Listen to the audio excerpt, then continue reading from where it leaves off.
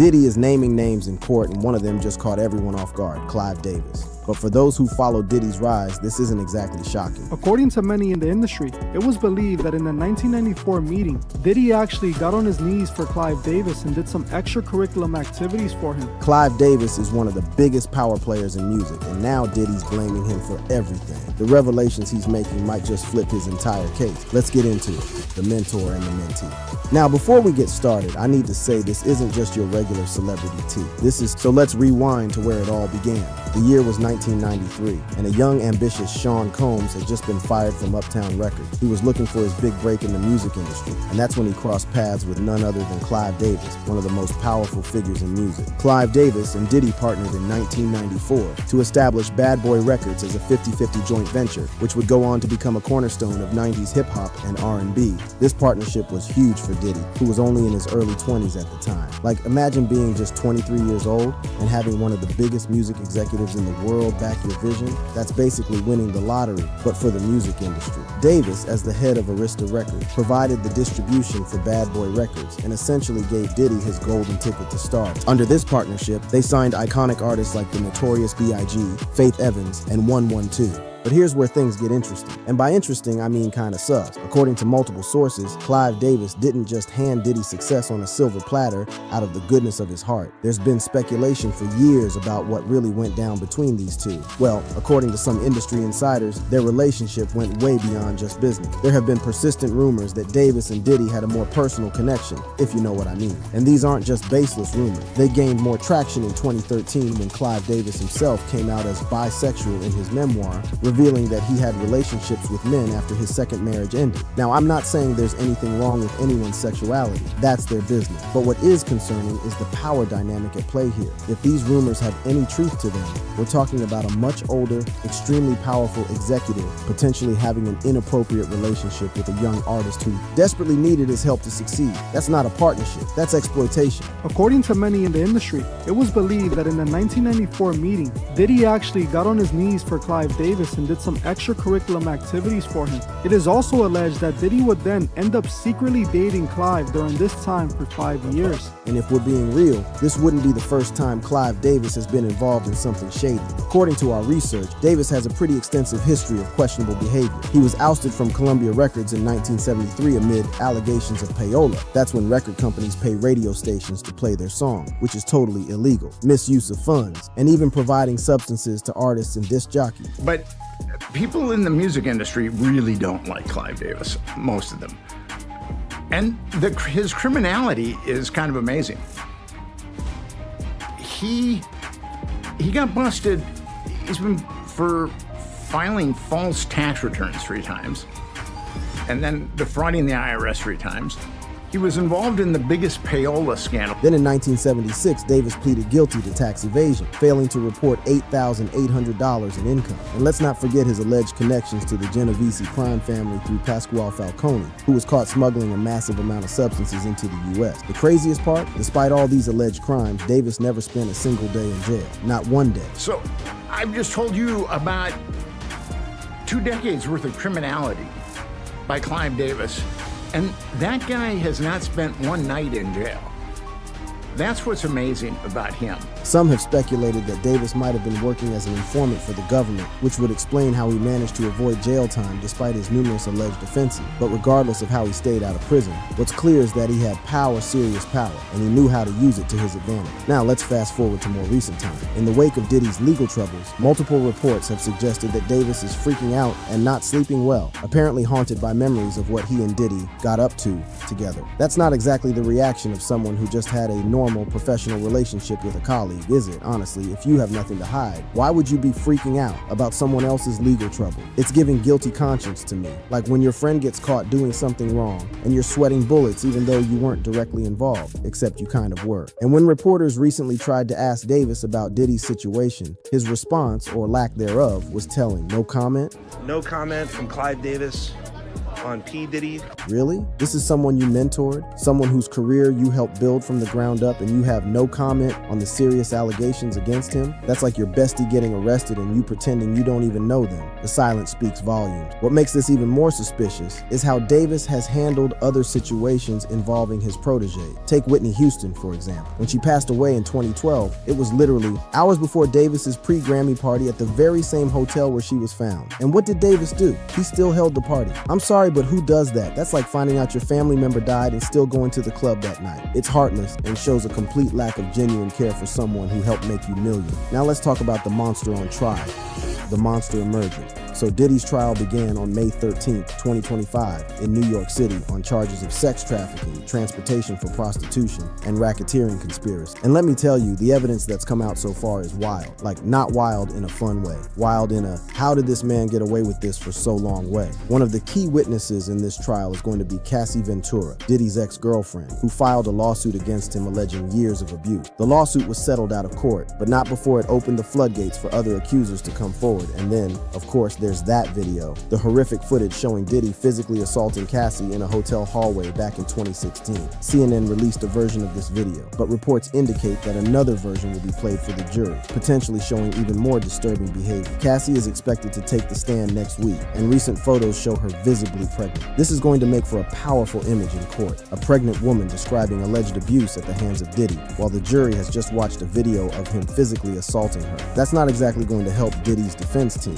who are apparently planning to argue that Diddy and Cassie had a consensual relationship involving swinging and other activities. Like, imagine trying to convince a jury that what they're seeing is part of some consensual lifestyle when there's literal video evidence of physical abuse. That's like trying to convince someone that the sky is green when they can literally look up and see that it's blue. Good luck with that one, Diddy's defense team. But Cassie is far from the only accuser. According to our research, Diddy is facing at least 8 lawsuits for sexual assault, with 2 of the accusers stating they were minors when the alleged assaults occurred. That's right, minor. And the allegations are beyond disturbing. As if that wasn't bad enough, there's also a lawsuit from a person named Little Rod, who not only claims that he was assaulted, but also alleges that Diddy was trafficking minors. So that's 3 separate accounts of alleged misconduct involving minors. A pattern that, if proven true, shows a level of predatory behavior that's absolutely sickening. Let's talk about the raids on Diddy's property, because that's another huge piece of this puzzle. In March 2024, both his LA and Miami homes were searched by Homeland Security. Now, it's a bit unusual that Homeland Security would lead this kind of investigation rather than the FBI, but they do have a human trafficking division, so it makes sense in that context. What's particularly interesting is that the search warrants came from the Southern District of New York, despite the properties being in LA and Miami. That's unusual, to say the least. Typically, the U.S. Attorney for Los Angeles or Miami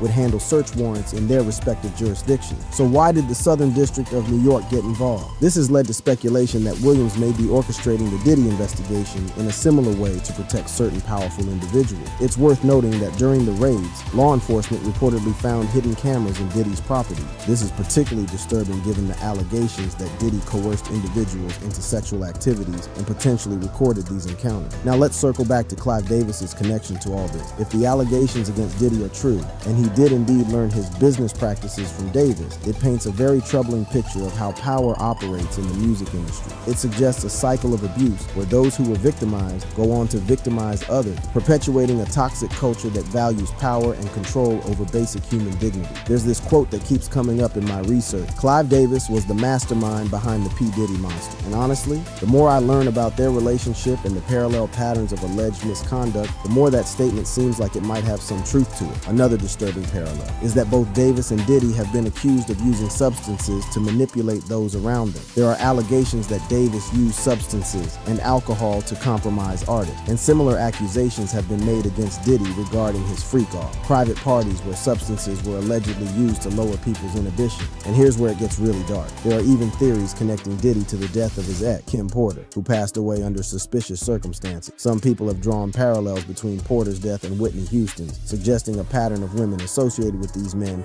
dying under questionable circumstances. Speaking of Whitney Houston, there are some truly wild theories about her death that implicate both Clive Davis and possibly Diddy. While I'm not saying these theories are definitely true, they do raise some eyebrows when you look at the circumstance. Whitney Houston was found dead in a bathtub at the Beverly Hilton Hotel on February 11, 2012, the same day as Clive Davis's pre-Grammy party, which was being held in the same hotel. According to the official autopsy, she drowned due to the effects of heart disease and substance use. But some people have questioned this finding, pointing to peculiar details like the extremely high temperature of the bathwater and unexplained injuries on Whitney's body. What's even more bizarre is that 3 years after Whitney's death, her daughter Bobby Christina Brown died under eerily similar circumstances, also found unresponsive in a bathtub. I mean, what are the odds? It's like lightning striking the same family twice, but in the exact same way. That's not just a coincidence, that's a pattern. Some theorists have suggested that Ray J, who was dating Whitney around the time of her death, might have been involved, and they point to his connection with Diddy as potentially significant. Ray J has been photographed with Diddy multiple times and was reportedly in Diddy's inner circle. Now, I want to be clear. I'm not saying these theories are definitely true.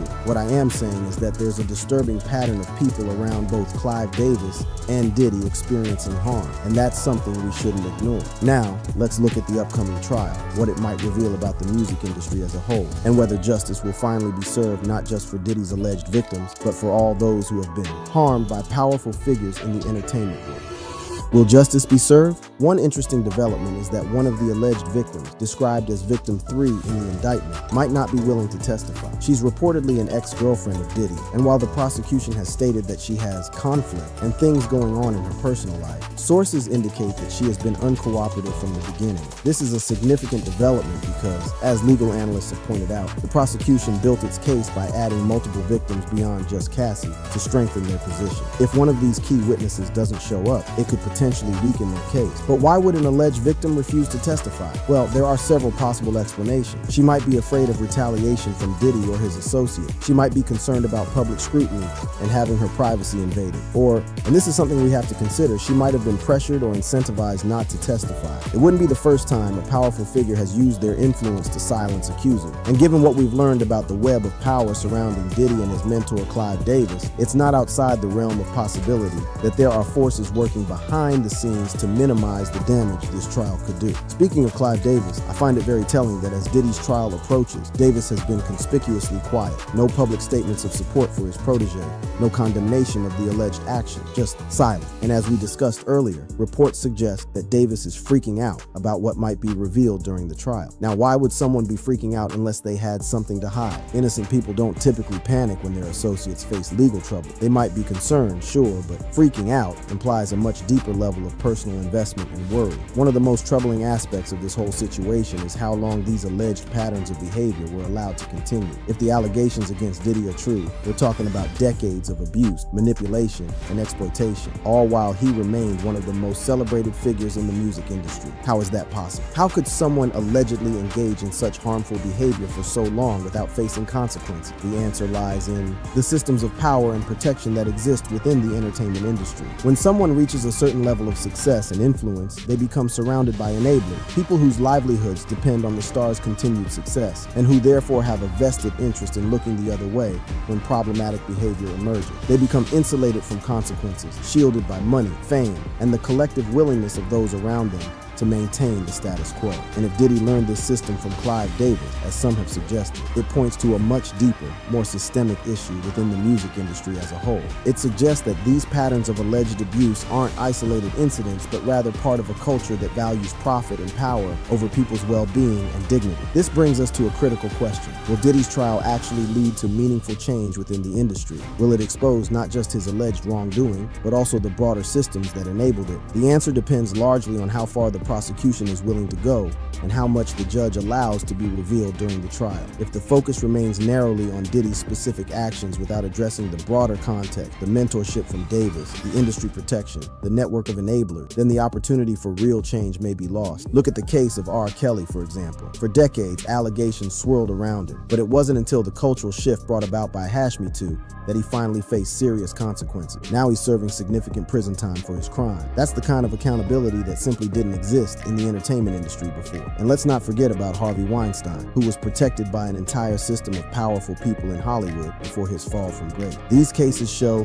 that no matter how powerful someone is, they're not completely untouchable anymore. The tide is turning, and that's a good thing for victims everywhere. The other factor that could lead to meaningful change is the sheer volume and severity of the allegations against Diddy. We're not talking about a single incident or a one-off accusation. We're looking at multiple lawsuits, multiple alleged victims, and a pattern of behavior that reportedly spans decades. That's much harder to dismiss or explain away. Plus, there's the video evidence. Unlike many cases of alleged abuse, where it comes down to one person's word against another's, in this case, there is actual footage of Diddy physically assaulting Cassie. That's going to be extremely difficult for the defense to counter, especially with a pregnant Cassie on the witness stand describing her experiences. It's worth noting that Diddy's defense strategy appears to be centered around the claim that his relationships, including with Cassie, were consensual. They're reportedly planning to argue that Diddy led a swingers lifestyle and that any sexual activities were agreed upon by all parties involved. But as legal analysts have pointed out, this strategy faces significant challenges. How do you claim a relationship was consensual when there's video evidence of physical assault? How do you aggressively cross-examine a pregnant witness without alienating the jury? These are the challenges Diddy's legal team will face, and they don't have easy solutions. Some legal experts have suggested that Diddy's team might choose to minimize their cross-examination of Cassie, focusing instead on challenging other witnesses where they can be more aggressive without seeming insensitive. Another interesting aspect of this trial is the potential for more revelations about Clive Davis's influence on Diddy. While Davis isn't on trial himself, his name could come up during testimony,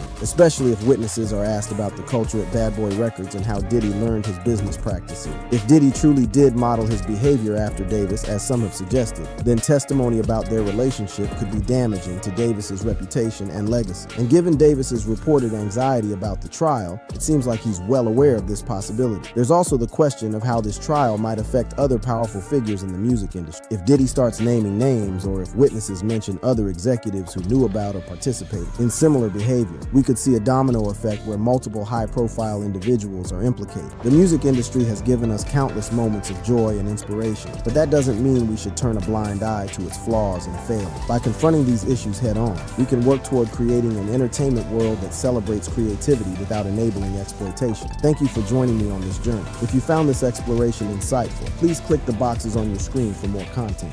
Watching him very closely, I saw like his hand shaking a bit. Diddy's clearly unraveling because new courtroom footage just dropped, allegedly linking him to the murder of Kim Porter. And honestly, that's not surprising. Even his former bodyguard, Gene Deal, has long hinted that Diddy had something to do with it. They might got into a little spat, a little fight, something went down, and Puff did that play fighting stuff that he always do, and that pillow fighting stuff, and probably smothered her. In this video, we're breaking down the footage, Diddy's reaction, and how this might be the piece that finally catches up to him. Let's get into it.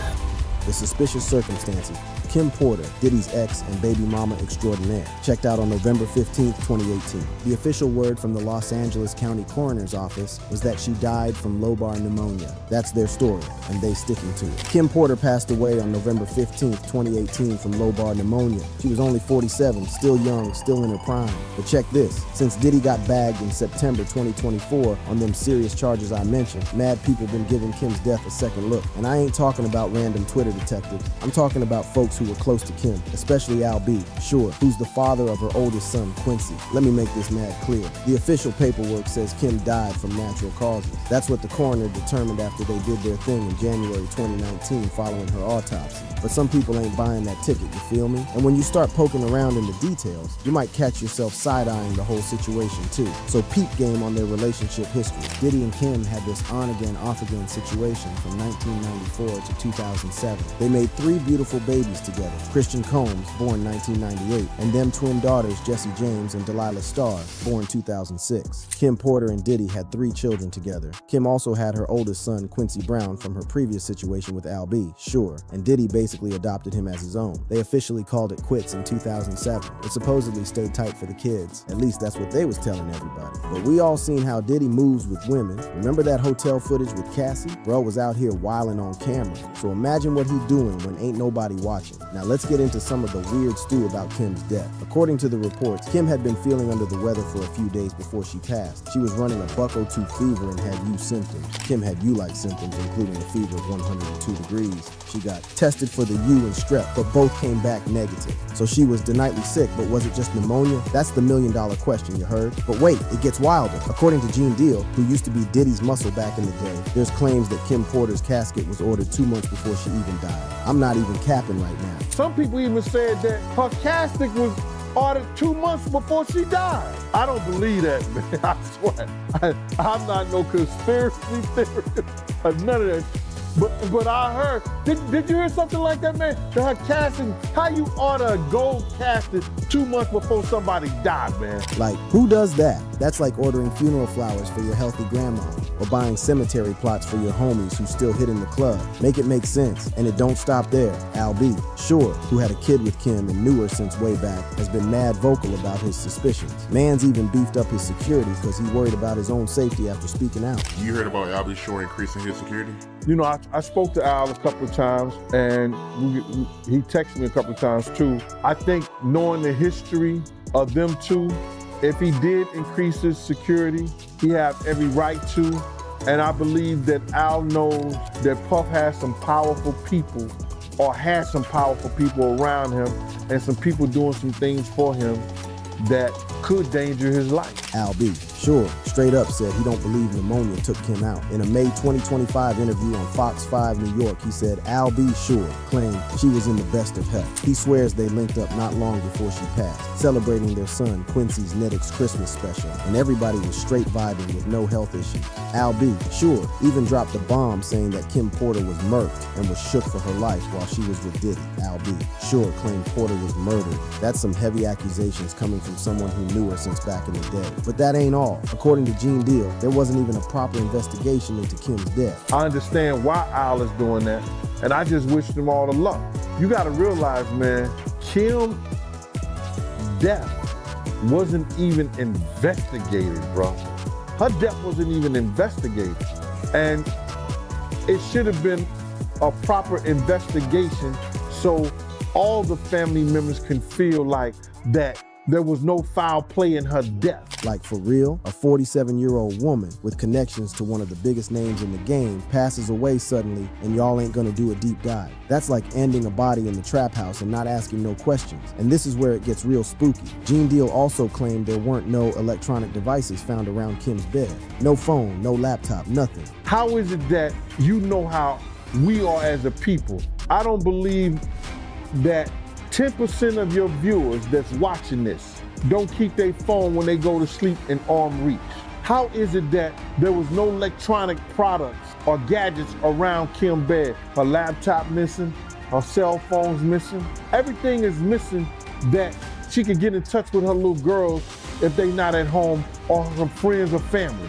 All that's missing. On God, who don't sleep with their phone right next to them, especially a mama with young kids? It's 2018, everybody, and their grandma sleeping with their phone an arm's length away. So where was Kim's tech at, and why was it all gone? Deal even questions if the cops did their job right. How is it that, and this is her say, that the detectives did not even view the body in the bed where she died at? That the coroner them had already removed her, pronounced her dead, and told the detectives them that it was no foul play. And if that is true, as I've heard it, and we read certain things on the internet about it, that case need to be reopened. If what Deal is putting down is true, that the detectives ain't even peeped the body in the bed where she died, but just rolled with somebody else's word that there wasn't no foul play. That ain't just lazy police work, that's Sue's as hell. And get this wild detail. According to Deal, Kim got a whole massage for about an hour when she supposedly had full-blown pneumonia. We know that Kim, and it's in the this is in the documentation. Shout out to paperwork. At the paperwork part, I gotta shout him out, man, because he looked in the paperwork and it said Kim received a massage for about an hour when she's supposed to have full-blown pneumonia. Who gives somebody a massage when they got pneumonia?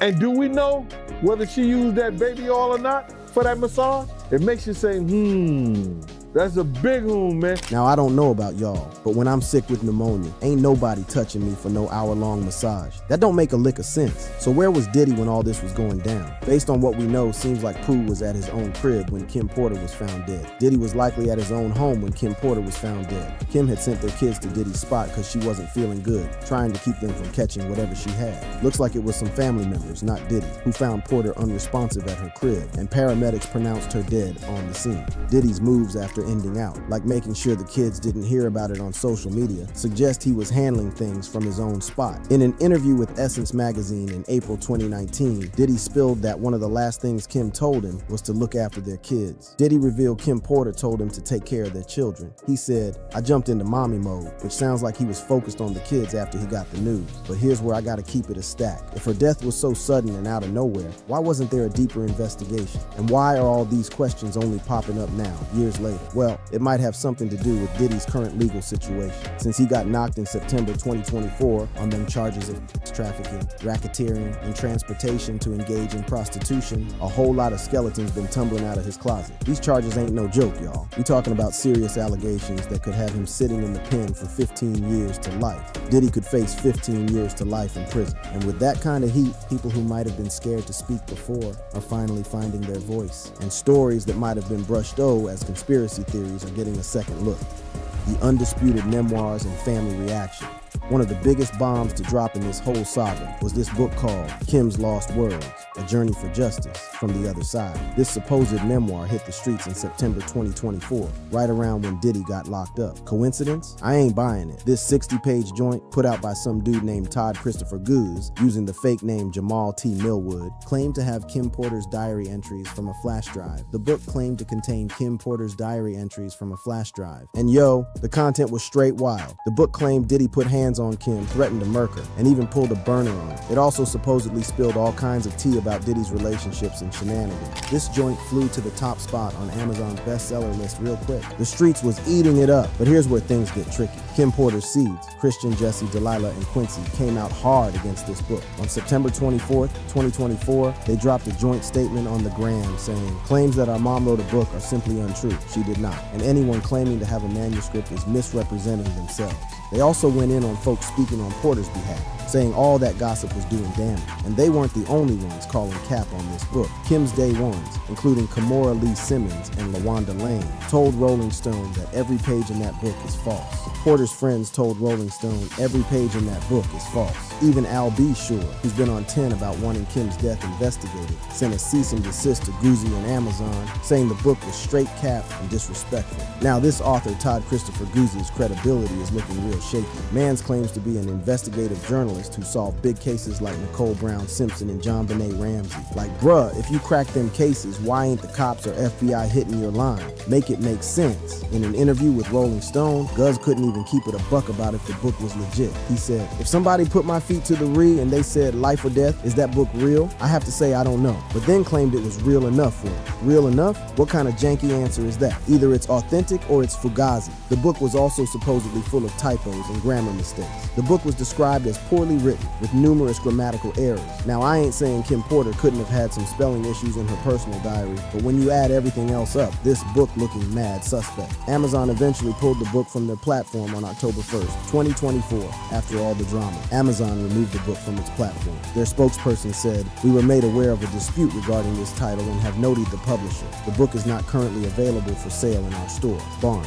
And Noble also yanked it from their online shops. Diddy's lawyer Erica Wolf called the book cap and disrespectful, saying it was a shameless attempt to prot from tragedy. Diddy's attorney dismissed the book as fake and offensive. Now with Diddy's current legal troubles, his team would obviously try to shoot down anything that makes him look worse. But when even Al B. Shore, who's been going hard about investigating Kim's death, says the book is fugazi, that's saying something. The timing of this book dropping is also mad sus. It came out right when Diddy got knocked and was facing serious charges. It's like someone saw an opportunity to cash in on all the negative press. The book's sales went crazy after Diddy's arrest, arrest, which makes it look like an opportunistic money grab rather than a genuine account of Kim's life. But even if this particular book is probably fabricated, that don't mean Kim wasn't planning to put something down on paper. Al B, sure, has claimed that Kim was keeping a diary and that somebody went through her phone and computer, ending out she was documenting what was happening behind closed doors. Al B, sure, claimed Kim was keeping a diary. He even alleged that her devices with notes for a planned memoir were stolen. Al B,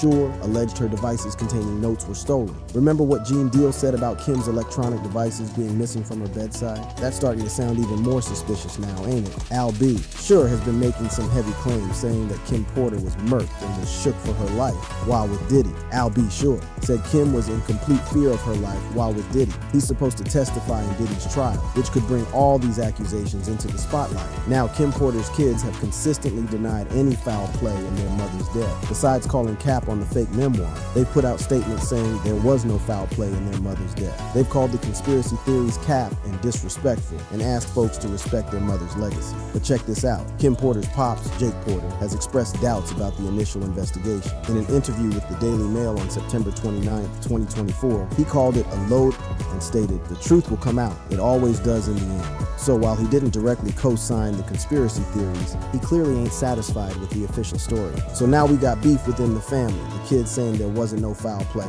and the father questioning the investigation. That's some serious family drama right there. But let's pull up and look at what we know for sure. The official cause of Kim Porter's death, according to the Los Angeles County Coroner's Office, was lobar pneumonia. The official cause of Kim Porter's death was lobar pneumonia. The manner of death was certified as natural. This came after an autopsy on November 16, 2018, and was officially confirmed on January 25, 2019. We also know that Kim had been feeling sick for a few days before she died. She had a sore throat and a 102 fever and tested negative for U and strep. Kim had a fever of 102 degrees and tested negative for influenza and strep throat, so she was definitely not feeling 100. That part ain't in dispute. What's being questioned is whether her death was entirely natural or if there was something more sinister at play. And these questions have been gaining steam following Diddy's arrest and all the allegations that have come out against him. It's worth noting that there have been calls for Kim Porter's case to be reopened. In fact, there's a petition on change.org from November 26, 2023, asking for the case to be reopened.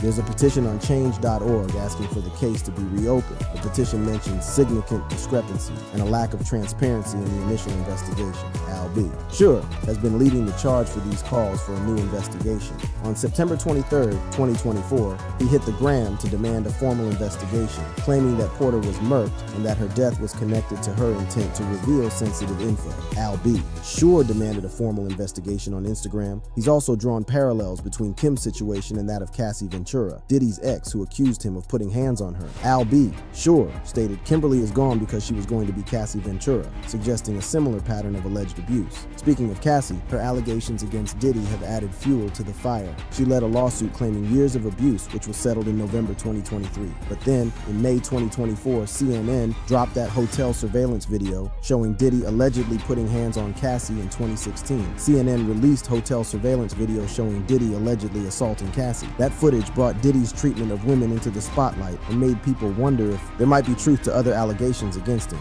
Now, we know that Diddy has been charged with serious crimes, including trafficking and racketeering. The indictment against him contains some wild details about these so-called freak-offs, elaborate bedroom performances that Diddy allegedly arranged and directed. The indictment contains details about freak-offs. According to the indictment, these freak-offs involved multiple adult workers, sometimes lasted for days, and often involved substances. The freak-offs involved multiple commercial workers and drugs. Prosecutors allege that Diddy used force, threats, and coercion to get women to participate in these events. And apparently, the government got the receipts to back this up. In their bail letter to the judge, prosecutors claim they have dozens of video recordings created by the defendant of freak-offs with victims. Prosecutors claim they have dozens of video recordings of freak-offs. They also mentioned having over 90 cell phones, laptops, and cloud storage accounts, as well as over 30 other electronic devices. But what does all of this have to do with Kim Porter? Well, if these allegations about Diddy's behavior toward women are true, it raises questions about his relationship with Kim. And if Kim was documenting this behavior, as Al B. Sure has claimed, it could potentially establish a motive for foul play. Now, I want to keep it a buck. We ain't saying Diddy had anything to do with Kim Porter's death. What we're saying is that given the serious allegations against him and the questions raised by people close to Kim, like her father and Al B. Sure, a second investigation might be in order. After all, as Gene Deal put it, her death wasn't even investigated investigated. And it should have been a proper investigation so all the family members can feel like that there was no foul play in her death. A proper investigation would either confirm the official finding of natural causes or uncover something that was missed the first time around. Either way, it would provide clarity and closure for everyone involved. Diddy's legal troubles in the future. First, let's recap what Diddy's actually facing right now. In September 2024, Sean Diddy Combs got knocked and charged with racketeering conspiracy, trafficking by force, fraud, or coercion, and transportation to engage in prostitution. Diddy was charged with racketeering conspiracy, trafficking, and transportation to engage in prostitution. Like we mentioned before, these charges could have him sitting in the bin for 15 years to life. This ain't no joke, y'all. The indictment against Diddy claimed he was running a criminal enterprise that, among other things, engaged in the abuse of women, trafficking, forced labor, and pushing substances. The indictment alleges Diddy led a criminal enterprise. It also accuses him of using violence and threats to commit crimes like kidnapping, arson, bribery, and obstruction of justice. A big part of these charges are the alleged freak-offs, elaborate bedroom performances that Diddy supposedly arranged and directed. According to the indictment, these events occurred regularly, sometimes lasted multiple days, and often involved multiple adult workers. The freak-offs occurred regularly and often involved multiple commercial sex workers. During these events, Diddy allegedly distributed various substances to keep the victims obedient and compliant. Diddy allegedly distributed drugs to keep victims obedient and compliant. The indictment also claims that sometimes, without the victims knowing, Diddy kept videos he filmed of these encounters. And apparently, the feds got all the evidence to back up these claims. In their bail letter to the judge, prosecutors wrote that they have dozens of video recordings created by the defendant of freak-offs with victims. Prosecutors have dozens of video recordings of freak-offs. They also mentioned having seized over 90 phones, laptops, and cloud storage accounts, as well as over 30 other electronic devices. During a search of Diddy's cribs in Miami and LA in March 2024, law enforcement reportedly seized various freak-off supplies, including substances and more than 1,000 bottles of baby oil and lubricant. Law enforcement seized more than 1,000 bottles of baby oil and lubricant. Like, who needs that much baby oil unless you opening a day spa or something? What's even more wild is that prosecutors claim these activities didn't stop even after Diddy knew he was under investigation. In their second letter about bail, they wrote, "Indeed, since at least in or about January 2024, when the defendant was unquestionably aware of the criminal investigation, the evidence shows that he is engaged in multiple freak-offs, some involving the interstate transportation of individuals to participate, has continued to use narcotics, and has contacted multiple witnesses." That's some bold behavior right there. Diddy has pleaded not guilty to all charges and has been denied bail twice. He's currently locked up in the Brooklyn MDC waiting for trial, which is set for May 2025. Now, what does all of this have to do with Kim Porter? Well, as we talked about in part 2, Al B. Sure has drawn connections between Kim's death and Diddy's alleged pattern of abuse. Al B. Sure claimed Kimberly is gone because she was going to be Cassie Ventura, suggesting a similar pattern of alleged abuse. According to Cassie's lawsuit and now the criminal charges against Diddy, this assault happened because Cassie was trying to bounce from one of these freak-offs. The 2016 assault happened because Cassie was trying to escape a freak-off. In Peep Game, prosecutors alleged that Diddy tried to cover up this incident. In their bail letter, they wrote, "When a member of hotel security started intervening, the defendant attempted to offer the hotel security officer a stack of cash to ensure his silence." They also claimed that after coordination between Diddy and his people, his stay contacted other members of hotel security, all in an effort to cover up the assault and keep it from going public. Most telling, within days of the incident, the surveillance video disappeared from the hotel server. Now, how does surveillance footage just vanish unless someone with the bag and the pull makes it happen? If Diddy was willing to go to those lengths to cover up an assault that was caught on camera, it makes you wonder what else he might have covered up over the years. And it adds some weight to claims that there might be more to Kim Porter's death than what's in the official paperwork. Now let's talk about the testimony that's expected in Diddy's trial. According to recent reports, Cassie Ventura will testify this week, and her testimony is expected to include some wild details. That's just... Yeah, so they told us that Cassie will testify this week, and they talked about what her testimony may be. So they dropped a big bomb when they mentioned that Cassie will testify that a male escort performed a sexual act that required him to urinate. That would stop people in their tracks for sure. Yeah. Required him to urinate, like just pee, like he just had to pee. It was where he cannot. He urinated on her. Nah, I can't even with this dude. The level of disrespect and degradation is beyond crazy, but there's more. Prosecutors are painting Diddy as an angry dude who can't control himself. They describe an incident where Cassie allegedly decided to leave Diddy after getting mad about him dealing with other women. According to their opening statements, Diddy went looking for her with a burner and forced one of his stay members to go with him, which they're calling kidnapping. Diddy's defense team seems to be acknowledging his problematic behavior while arguing that it doesn't add up to the specific crimes he's charged with. They're basically saying, yeah, he was angry, abused substances, and was a horrible boyfriend, but that doesn't make him guilty of tracking or racketeering. Now, going back to Kim Porter, her death hasn't been officially connected to Diddy's current legal troubles, but the controversy around it has nightly heated up since his arrest. The controversy around Kim Porter's death has intensified since Diddy's arrest. And remember what Gene Deal said about Kim's electronic devices being missing from her bedside? That adds another layer to these allegations. If these devices were indeed missing, and if they contained info that could be damaging to Diddy, it establishes a potential motive for foul play. Of course, this is all speculation at this point, but it's the kind of connection that could be explored in a reinvestigation of Kim's death. Speaking of which, there have been calls for Kim Porter's case to be reopened. The petition on change.org asking for a reinvestigation cites significant discrepancies and lack of transparency in the original investigation. The petition cites significant discrepancies and lack of transparency. Even Kim's pops, Jake Porter, has expressed skepticism about the original investigation, saying the truth will come out.